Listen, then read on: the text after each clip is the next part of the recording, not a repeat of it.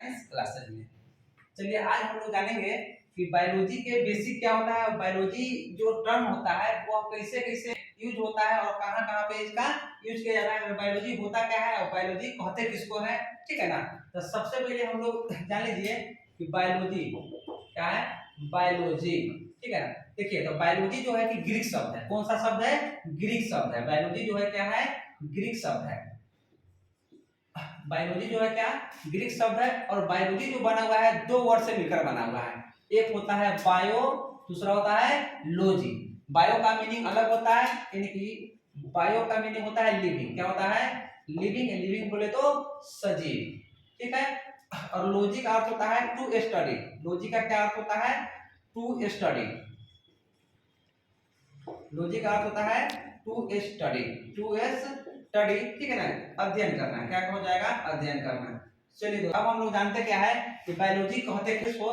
Biology is the branch of science in which we study about living organism, यानी कि जीव विज्ञान, विज्ञान की वह शाखा होती है जिसके अंतर्गत हम सजीवों के बारे में सुसंगठित एवं क्रमबद्ध ज्ञान प्राप्त करते हैं, उसी को क्या कहते हैं, बायोलॉजी कहते हैं।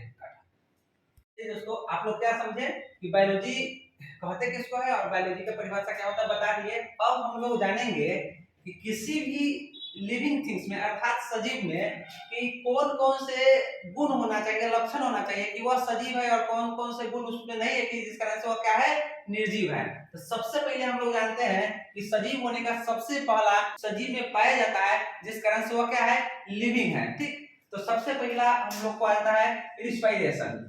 क्या आता है, रिस्पायरेशन, ठीक है ना। बहुत लोग इसको रिस्पिरेशन भी बोलते हैं। चलिए रिस्पिरेशन यानी कि चाहे रिस्पिरेशन बोलिए चाहे रिस्पायरेशन बोलिए, इसका मतलब होता है श्वसन। क्या होता है, श्वसन, ठीक है ना। तो हम लोग यह जानेंगे कि जो व्यक्ति चाहे जो लिविंग थिंग्स होंगे, ठीक है ना, वह रिस्पिरेशन की क्रिया को संपन्न करेंगे। अगर मान लेते क्या है, हम है या आप होइएगा, ठीक है ना, श्वसन की क्रिया तो करते ही है, तो श्वसन की क्रिया करते इसका मतलब क्या है, हम और आप सजीव है। दूसरा आ जाता है न्यूट्रिशन। क्या आता है, न्यूट्रिशन। दूसरा क्या आता है, न्यूट्रिशन। न्यूट्रिशन का मतलब होता है पोषण। अब क्या है कि न्यूट्रिशन हो गया, अगर मान लेते जो भी सजीव होंगे, ठीक है ना, वो क्या करेंगे, न्यूट्रिशन के प्रोसेस को संपन्न करेंगे अर्थात भोजन करेंगे। निर्जीव व्यक्ति भोजन नहीं करता है, सजीव व्यक्ति भोजन करता है क्योंकि सजीव व्यक्ति को ऊर्जा की आवश्यकता होती है।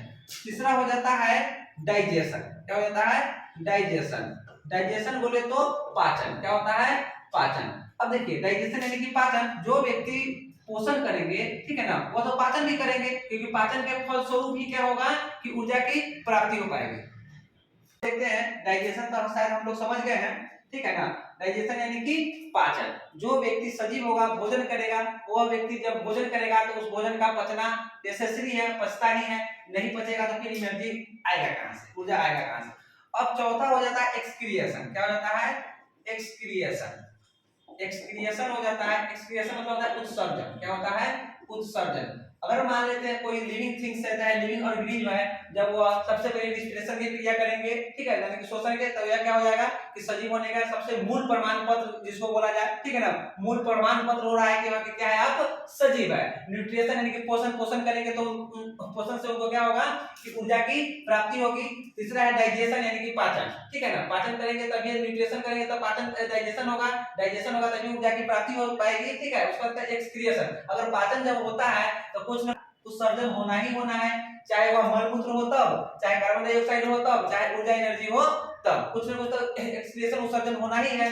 और पांचवा होता है ग्रोथ। क्या होता है, ग्रोथ। ग्रोथ यानी कि वृद्धि या फिर विकास, ठीक, वृद्धि या फिर विकास, वृद्धि। और मान लेते हैं सजीव जो होंगे वह वृद्धि करेंगे, विकास करेंगे, ठीक है, निर्जीव तो वृद्धि विकास करते नहीं, इसीलिए इसको कहा जाता है, चाहे रिस्पिरेशन हो यह सजीव का लक्षण है, न्यूट्रिशन हो सजीव का लक्षण है, डाइजेशन है सजीव का लक्षण है, एक्सक्रिएशन है सजीव का लक्षण है, ग्रोथ है सजीव का लक्षण है। एक और आप लोग जान सकते हैं लेकिन उतना इंपोर्टेंट ही होता नहीं है, रिप्रोडक्शन।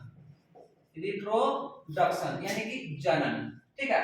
कम से कम इस पूरे जो 6 को हम लोग लक्षण लिखे हैं, गुण लिखे हैं, इस 6 को में से अगर कम से कम 4 अगर किसी व्यक्ति में 4 या 3 पाया जाता है तो हम लोग क्या समझते हैं, यह सजीव है। क्या है, सजीव है।